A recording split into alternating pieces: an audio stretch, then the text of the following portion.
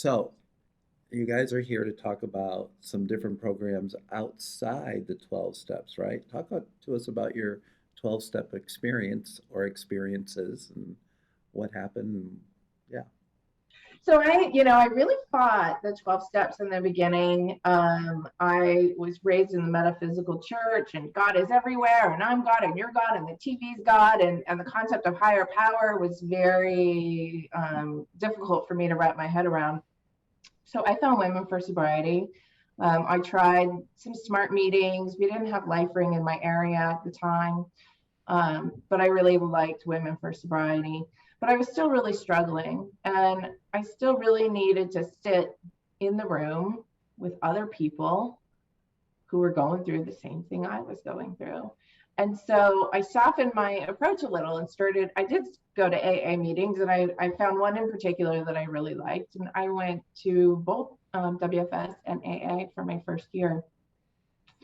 And I heard a lot of good things in the rooms. I would get a lot of questions at breaks, like, what's your sponsor say about that? And I would say, well, this isn't my primary program, so I don't have a sponsor, but I really appreciated your share today. And their eyes would kind of glaze over and they'd wander away. But I'm not against AA. I think there's really wonderful things, really wonderful community. You can't beat the accessibility. I don't still attend AA meetings, but I would if I needed to. I live in a pretty rural area now, and don't have the energy to start a WFS meeting here. So if I need to, I'll go to other meetings. I went to Refuge Recovery for a while, and so I think AA is really great, and it was a part of my early story. It's just not a part of it anymore. So I went into a women's recovery house when I was 32, and in my mind, I was going for medical treatment, right? And so the first day that I was there, as they did every day, they did a step study, and it so happened they were doing step 3. They'd read the step and either read the big book, discussion, or the NA text discussion, and then talk. And so being the good student that I am, and for those listening, I think but in case I made a decision to turn my will and my life over to the care of God or higher power. So I raised my hand and I said, what about me? I'm an atheist. And they said, well, you have to have a higher power or you're going to fail. I said, but I don't believe in a higher power. And they just repeatedly told me that I had to agree I was powerless. I had to accept the higher power. I had to work the steps or I was going to fail. And this was really a shock. I was very surprised to find that I was only being offered one option, and it was an option that wasn't going to work for me. And there was a lot of pressure to conform. Even at the 12-step meetings I went to, everyone, if I would say, what about if you don't believe in a higher power? It was all, you have to. This is the only way, the one and only way. And so literally, like within a week of being in recovery, I had to decide, what the heck am I going to do here? These experts are telling me to do something I cannot do. And so what I decided was I was just going to try to leave my mind open and listen and find ideas that would be useful and just ignore everything else. And so, I did all the rehab classes, like how to, identify and handle triggers and the recommendations about building a support network and all that. And I actually went through every step and tried to see, I read the big book description and the NA text description. Is there anything here of use to me? Any core idea? And so, for example, I didn't agree with powerless, but what I did decide was that I could agree I was powerless to moderate. Like Mary Beth can't moderate. And I looked at step 3 as sort of a lesson in limited control, right? That I could try to reach my goals and I should, but I couldn't always control the outcome. And so I did that. But I still really was afraid at times that they were right, that the universal opinion that I was going to fail without a higher power was right. And so when I got home from rehab and I was inpatient for 5 months, I went to the library because, there wasn't a Google, it's 1994. So I went to the library to see, are there actually any other options that they didn't tell me about? And lo and behold, there were. And the first one I found was Women for Sobriety. And I attended those meetings, as Adrienne mentioned, and read their materials. Then I found Rational Recovery, which basically is now SMART. And I read all of their materials. I went to their meetings. And I found SOS, Secular Organization for Sobriety, which has mostly died out. And LifeRing broke off of SOS in '97. And so I went to those meetings and did all those readings. And so I did really what I had started to do from the beginning. I never ended up following any one program. I just pulled the ideas from all of them that I thought would be useful to me. I did what LifeRing today would call build a personal recovery plan, but that terminology didn't exist. But that's what I did. I just pulled the ideas that I thought would be helpful, and I just, read everything I could get my hands on and went to the different meetings to just develop. I viewed the meetings and the materials as sort of sources of good ideas for me that I could decide what to incorporate. And so that's how I ended up doing it. What are some of the personal ideas you took with you from all those programs? I mean, the self-empowerment was a big relief for me, because in 12 steps and in rehab, they were telling me that I was running on self-will, and that was a negative. And so when I found Women for Sobriety, which, as Adrienne introduced herself, the intro in a WFS meeting isn't "I'm Mary Beth and I'm an addict." It's "I'm Mary Beth and I'm a competent woman." And that was a really powerful statement for me. And Rational Recovery and SOS and now LifeRing also focused on self-empowerment. And so it was like I was able to take a deep breath for the first time that other people had built their own plan, or built a plan where they got to make decisions for themselves, guide themselves forward, not required to have a higher power. It was just like, okay, I'm going to be all right. This is a valid approach. Other people have done it. And it really helped me to make those choices. It built my confidence and my competence, right? That I started to feel stronger, that I wasn't just who I was in my addiction, but that I was actually becoming a stronger woman, a more competent woman, or more confident woman. And that applied to all areas of my life and not just to my substance use disorder recovery. And so that was absolutely the most valuable thing. It's fascinating to me that I come from a 12-step background, and I don't really attend meetings much or at all anymore. And as I've worked at CCAR for the last 23 years, I've come across more and more pathways of recovery. And I love this idea of building a menu, let's say, that if somebody's new to recovery, here are your options, right?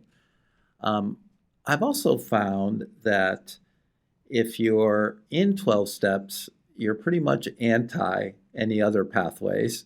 And if you're outside of 12 steps, you become anti-12 step. But I don't hear that in either one of your journeys or your experiences. Is this a myth I've created or have seen, or do you see it as well? Well, I will say this. There was in the beginning, there was a part of me that was really angry. And when I found the options, I really felt that my recovery had been put at risk unnecessarily. They were telling me to do something I couldn't do, and they didn't try to find an option that would work for me. They insisted I conform or fail. And that was a constant message. So I was more angry then than I am now. But I never, and in 12-step meetings, I was also told this is the only way. But I have no concerns about 12 steps as a program if it's a good fit for people. I mean, if you find the right place for you, that's, I'm sure, your version of the relief I felt when I found the right place for me. My only concern is if it's ever said that 12 steps is the only way or a better way, because neither one of those statements is true. And I will also say that I think in modern times, there is more openness in the 12-step members that I know, because, for example, She Recovers Foundation is a multiple paths program, and many women also belong to 12 steps, or they belong to WFS or LifeRing, and everyone there accepts the other paths. In LifeRing, even, if a member feels it would be valuable to also go to another program, LifeRing is 100% behind that. That's part of building your personal recovery plan, is to see what might work for you. You can say in a LifeRing meeting, I heard this thing at 12 steps last week, and I thought it might be useful for the group, so I'm going to share it. And no one would think that was odd or inappropriate. We accept that. And I think more and more, there is more crossover than what there was when I first got sober. Agreed.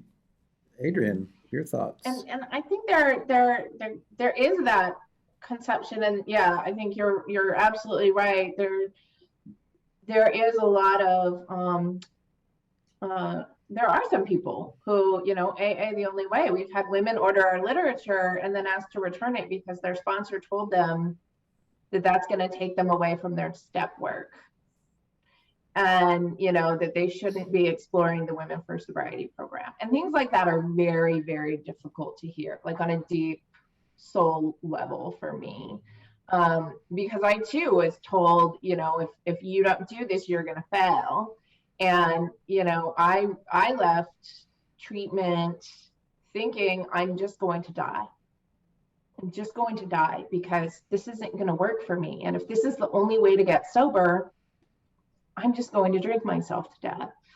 And so I do think that is very dangerous. That's the only part of the AA, you know, the AA, the only way kind of thing that challenges me personally, because I know how dangerous that message can be to some people. I hear that message less and less, but it does still come up. And WFS has always been very supportive. But I think also because AA is so considered the default, and you know the professional recovery field has so many people who recovered using AA, and that's really all they know. And a lot of the underlying philosophies of AA are just kind of assumed parts of recovery, right? Like spirituality. I was surprised when I went to school to be a counselor. You know, there would be a chapter in the book about spirituality and how important that is for recovery. The closest WFS gets to spirituality is one of our statements says the fundamental object of life is emotional and spiritual growth. And we kind of leave it at that, right? Like everyone has some kind of spiritual experience and spiritual shift. I say kind of a soul shift in recovery. There's no way to go from being dependent on substances to being sober without having some kind of deep soul shift. But that kind of conscious focus on spirituality, it's just not a part of everyone's recovery. And I've seen that over and over. But it's such an assumed part of recovery because of the dominance of AA. And a lot of my outreach work, you know, people will ask things very specifically. Do you have sponsors? You know, do you have steps? How do people work the steps? You know, that kind of thing. And so it sets up this dichotomy, right? And it sets the tone for the conversations. And so it can come across as, you know, when I talk about, no, we don't have sponsors. We encourage women to develop these rich, wide support networks, that can sound anti-sponsor or anti-AA, or some people can take it that way. So I think part of it is just, you know, the ubiquitousness of the 12-step approach, and it does kind of set it up as an opposition to these other programs, but it doesn't have to. Right? Lots of women do both in our program. Lots of women do many things. And I think we're starting to get more aware of that.